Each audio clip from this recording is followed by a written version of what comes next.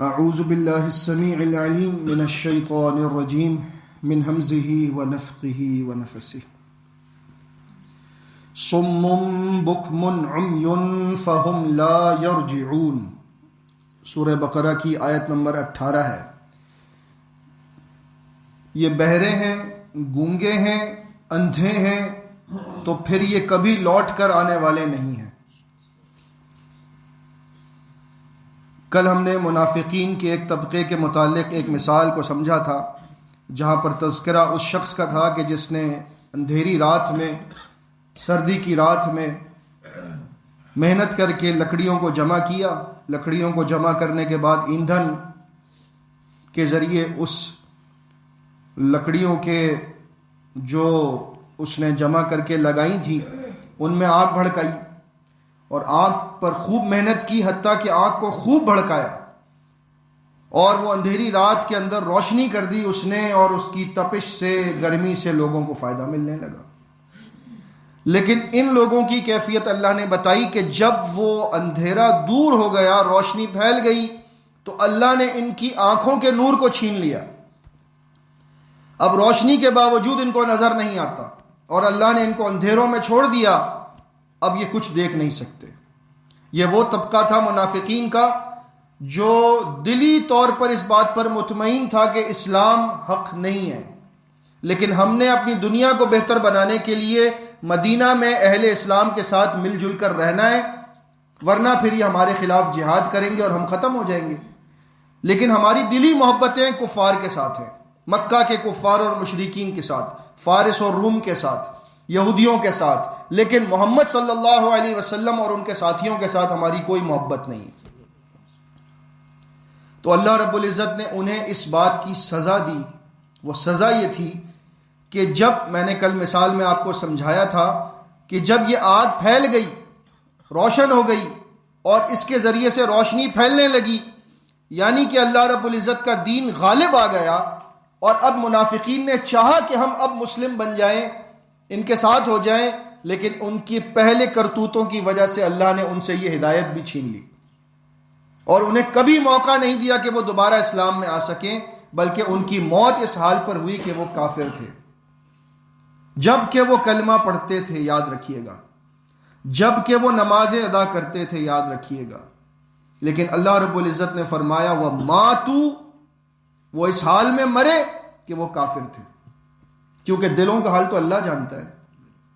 دل میں اگر کفر ہے، زبان پر لاکھ مرتبہ لا الہ الا اللہ پڑھ لے، اللہ کو قبول نہیں ہے، لیکن ایک آدمی کے جو دل میں ایمان سے مطمئن ہو اور وہ کہہ بھی نہ سکے، مثال کے طور پر ایسے لوگ ہیں جو اس بات کی گویائی سے محروم ہیں، جنہیں بولنا نہیں آتا، تو وہ یہ 4 الفاظ بھی نہیں کہہ سکتے، لا الہ الا اللہ، لیکن وہ دل میں مطمئن ہے کہ اللہ میرا رب ہے، تو اللہ تعالیٰ ہمارے کہنے کا محتاج نہیں ہے، وہ دلوں کے حالات کو جانتا ہے کہ تمہارے دلوں میں کیا ہے۔ تو یہاں پر اللہ نے ان کے متعلق یہ آخری فیصلہ فرمایا ہے، یہ بڑا سخت فیصلہ ہے۔ سمم، یہ بہرے ہیں، بکمن، گونگے ہیں، بول نہیں سکتے، عمیون، یہ اندھے ہیں، فہم لا یرجعون، یہ کبھی لوٹ کر نہیں آنے والے۔ 3 طریقوں سے انسان کسی بھی بارے میں معلومات حاصل کر سکتا ہے۔ ہدایت کے 3 رستے ہیں، معلومات حاصل کرنے کے 3 طریقے ہیں۔ وہ کیا؟ یا تو بندہ سنتا ہے، یا بندہ پوچھتا ہے، یا بندہ دیکھتا ہے، چوتھا کوئی طریقہ نہیں۔ اللہ نے فرمایا نہ یہ سن سکتے، نہ یہ پوچھ سکتے ہیں، نہ یہ دیکھ سکتے ہیں، تم کیسے ان کو ہدایت پر لاؤ گے؟ کیا مطلب ہے؟ کیا ان کے کان نہیں تھے، آنکھیں نہیں تھیں، زبان نہیں تھی، سب کچھ تھا، لیکن جس سماعت، بصارت اور گویائی کا ذکر یہاں پر ہے وہ ظاہری نہیں ہے، روحانی ہے۔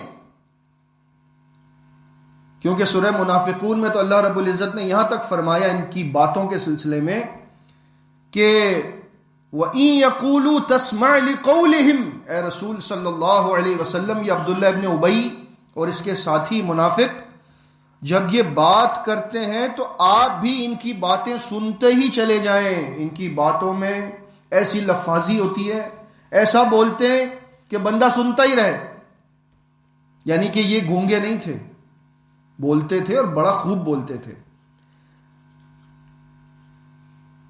اور سورہ احزاب میں ہے سَلَقُوكُمْ بِأَلْسِنَةٍ حِدَادٍ, یہ تم سے ملیں گے ایسی زبانوں کے ساتھ جو لوہے کی طرح تیز ہیں. یعنی ان کی باتوں میں ایسی تاثیر تھی کہ کاٹ کر رکھ دیتے سامنے والے کی دلیل کو, اس کی گفتگو کو. اور دوسری بات, یہ مالدار اتنے تھے کہ مدینہ کے اندر ان کے پاس مجموعی طور پر سب سے زیادہ مال تھا. اس لیے اللہ رب العزت نے فرمایا کأنہم خشب مسندہ, ان کی مثال ایسے ہے کہ جیسے ڈیکوریشن پیس ہوتا ہے. ڈیکوریشن پیس ہوتا ہے, آپ اس کو گھر میں کسی بھی کونے پر لگا دیتے ہیں, بڑا خوبصورت سا مہنگا سا لے کر آتے ہیں اور لگا دیتے ہیں. لوگ دیکھتے ہیں کہتے ہیں ماشاءاللہ بڑی پیاری چیز لگائی ہے, لیکن وہ کسی کام کا ہے؟ وہ درخت ہے ڈیکوریشن پیس کا, نکلی کا درخت ہے. نہ اس کی لکڑی کام آ سکتی ہے, نہ اس کے پتے کام آ سکتے ہیں, نہ اس کے پھول کام آ سکتے ہیں. وہ صرف دیکھنے کے لیے, اور اٹھانے میں اتنا ہلکا کہ عام درخت جو ہے وہ آپ ہلا نہیں سکتے, اور اس ڈیکوریشن پیس کو آپ اٹھا کر کہیں بھی لے جا سکتے ہیں. یہ منافقین کی مثال ہے کہ دیکھنے میں بڑے پیارے, مالدار بہت ہیں, بولنے میں بہت اچھے ہیں, لیکن اللہ کی نظر میں کچھ بھی نہیں ہے, ڈیکوریشن پیس سے بھی بیکار ہے. تو معلوم یہ ہوا کہ یہ بولتے بھی خوب تھے, جسمانی طور پر ان کے پاس سب کچھ موجود تھا, مال بھی موجود تھا, لیکن اللہ کی نظر میں صفر ہے, کیونکہ دل میں ایمان نہیں ہے. اللہ کو ایمان مطلوب ہے. پیسے سے عزت نہیں ملتی, بولنے سے عزت نہیں ملتی, نام سے کوئی شہرت نہیں ہے. اصل چیز یہ ہے کہ بندہ اللہ کے پاس نام والا ہو جائے. دنیا میں بہت سے لوگ ایسے ہیں جن کو کوئی نہیں جانتا, لیکن اللہ کے پاس ان کا بڑا نام ہے. اور دنیا میں بہت سے ایسے ہیں جن کو ساری دنیا جانتی ہے, لیکن اللہ کے پاس وہ دھتکارے ہوئے پھٹکار برستی ہے ان کے اوپر. عمر بن خطاب رضی اللہ تعالیٰ عنہ کا قول آج آپ کو بتا دوں, کیونکہ آج وہ دن ہے. موضوع سے تو بات تھوڑی ہٹ جائے گی, لیکن ضروری ہے. 25 دسمبر ہے نا آج. عمر رضی اللہ تعالیٰ عنہ فرماتے ہیں بہقی سنن کبریٰ میں صحیح سند سے کہ جس دن نصارہ یا کفار اپنے تہوار مناتے ہیں, اپنی عید مناتے ہیں, تم ان کی کنیساؤں میں, ان کی عبادت گاہوں میں داخل بھی نہ ہونا, ان سے ملاقات بھی نہ کرنا, کیونکہ اس دن ان پر اللہ کی طرف سے لعنت اور پھٹکار برستی ہے. کیوں برستی ہے کبھی سوچا؟ وَقَالُوا اتَّخَذَ الرَّحْمَنُ وَلَدًا, کیونکہ انہوں نے کہا کہ اللہ کا بیٹا ہے. لَقَدْ جِئْتُمْ شَيْئًا إِدًّا سورہ مریم میں, تم نے بہت بری بات کہی. تَكَادُ السَّمَاوَاتُ يَتَفَطَّرْنَ مِنْهُ وَتَنشَقُّ الْأَرْضُ, قریب ہے کہ اس قول کی وجہ سے کہ تم کہتے ہو کہ اللہ کا بیٹا ہے, آسمان پھٹ جائے گا. غم اور غصے سے آسمان پھٹ جائے گا. آسمان کو دکھ ہوتا ہے جب لوگ کہتے ہیں کہ اللہ کا بیٹا ہے. آسمان جانتا ہے اپنے رب کی عظمت کو جس نے اس کو پیدا کیا ہے, اور زمین شک ہو جائے گی, سب کچھ اس کے اندر چلا جائے گا جب زمین سنتی ہے کہ لوگ اس کی پیٹھ پر, اس کی پشت پر کھڑے ہو کر کہتے ہیں کہ اللہ کا بیٹا ہے. وَتَخِرُّ الْجِبَالُ هَدًّا, اور پہاڑ اپنی جگہ سے ٹل کر اڑنا شروع ہو جائیں گے. ان دعوا للرحمن ولدا, کہ یہ کہتے ہیں کہ رحمان کا بیٹا ہے. تو ہمارا جواب ان کو کیا ہے؟ اللہ الصمد لم یلد ولم یولد ولم یکن له کفوا احد. اللہ بے نیاز ہے, نہ وہ کسی کا باپ ہے نہ کسی کا بیٹا, اور کوئی اس کا ہمسر نہیں ہے, کوئی اس کا ہم پلہ نہیں ہے.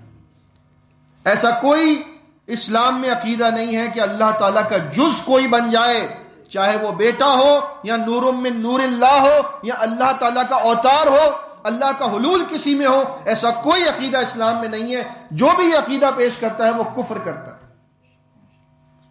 تو بتانے کا مقصد یہ ہے کہ انسان زبان سے بہت کچھ کہہ سکتا ہے, لیکن اللہ رب العزت نے اس کو موت تک کی ڈھیل دی ہے.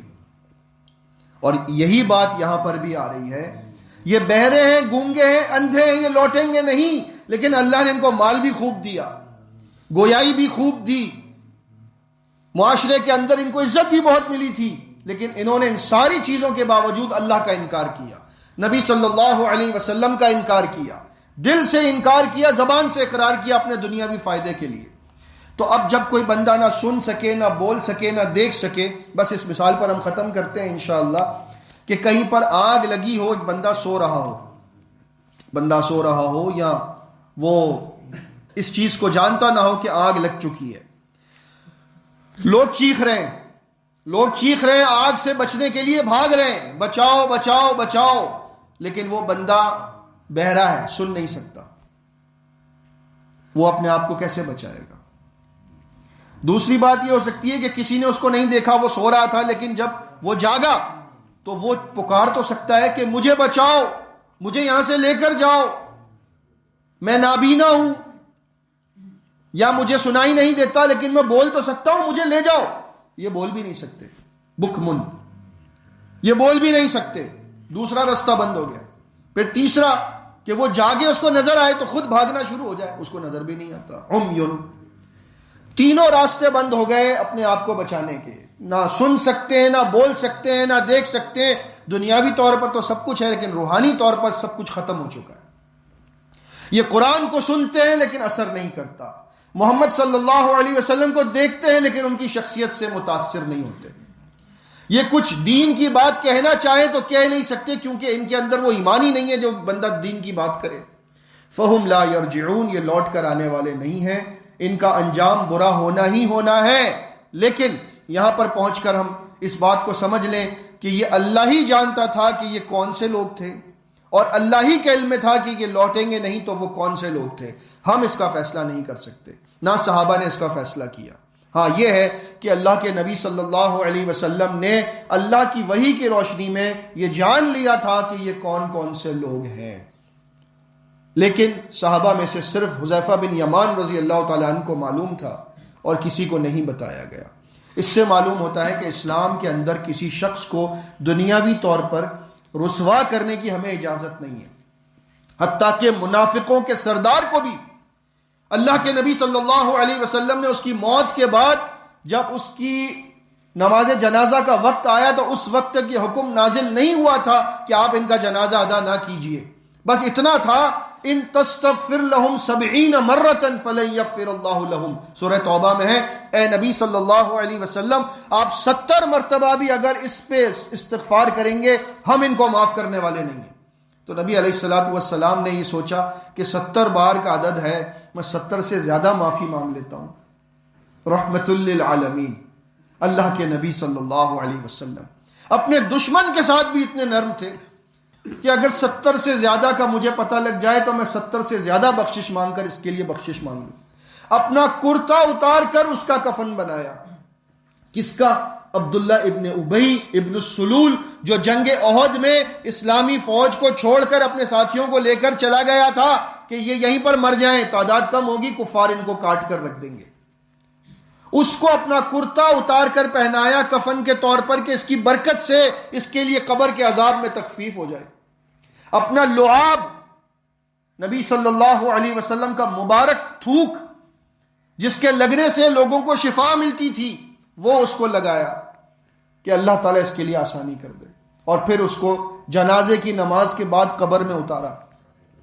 اس کے بعد اللہ نے حکم نازل کیا وَلَا تَقُمْ عَلَىٰ قَبْرِهِ لَا تُصَلِّ عَلَىٰ أَحَدٍ مِّنْهُمْ مَاتَ أَبَدًا وَلَا تَقُمْ عَلَىٰ قَبْرِهِ، ان منافقوں میں سے کسی کا جنازہ آئندہ آپ نہیں پڑھ سکتے، نہ اس کی قبر پر آپ کبھی کھڑے ہو سکتے ہیں، آپ کو کوئی اجازت نہیں ہے، کیونکہ اللہ جانتا ہے کہ یہ کافر ہے، آپ ایسا کام نہیں کر سکتے۔ آپ کی نرمی اپنی جگہ، ہمارا اصول اپنی جگہ، لیکن دیکھیے بتانے کا مقصد یہ ہے کہ جب تک وہ اسلام کے دائرے میں تھے انہیں اسلام کے حقوق ملے، انہیں کافر نہیں سمجھا گیا، ان کی تکفیر نہیں کی گئی، ان کو یہ کہہ کر الگ نہیں کیا گیا کہ جناب ان کے بارے میں تو ہمیں پتہ ہے کہ یہ منافق ہے۔ نہیں، آپ کسی کا فیصلہ نہیں کر سکتے، فیصلے اللہ پر چھوڑ دیجئے۔